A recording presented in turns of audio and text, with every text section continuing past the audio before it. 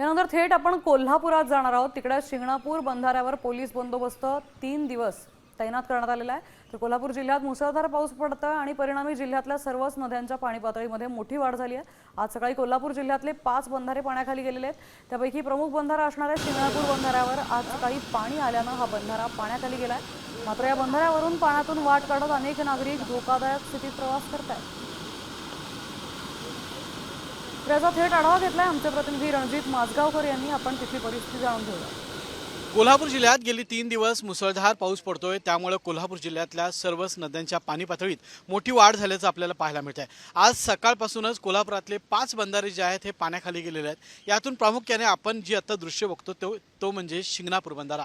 हा बंधारा पाण्याखाली गेल्यामुळे सकाळपासून या बंधाऱ्यावरून धोकादायक स्थितीमध्ये खरं तर वाहतूक या ठिकाणी चालू होती। मात्र पाण्याची पातळी वाढत असल्यामुळे जिल्हा प्रशासन, पोलीस प्रशासनानं या बंधाऱ्यावर जाणारे हे जे मार्ग आहेत हे दोन्ही मार्ग बंद केलेले आहेत। या परिसरात बॅरिकेड्स लावलेले आहेत। या परिसरातून 2 व्हीलर, 4 व्हीलर किंवा पायी जाणाऱ्या नागरिकांना सध्या बंदी घालण्यात आलेली आहे। आणि पोलीस प्रशासनानं सध्या शिंगणापूर बंधारा असेल आणि इतर जे 4 बंधारे आहेत या परिसरातली वाहतूक तर थांबवलेली आहे, मात्र अशा पद्धतीचे बॅरिकेड्स लावून हा मार्ग देखील बंद केलेला आहे। कॅमेरामन सचिन सावंत सोबत मी रणजित माजगावकर, साम टीव्ही, कोल्हापूर।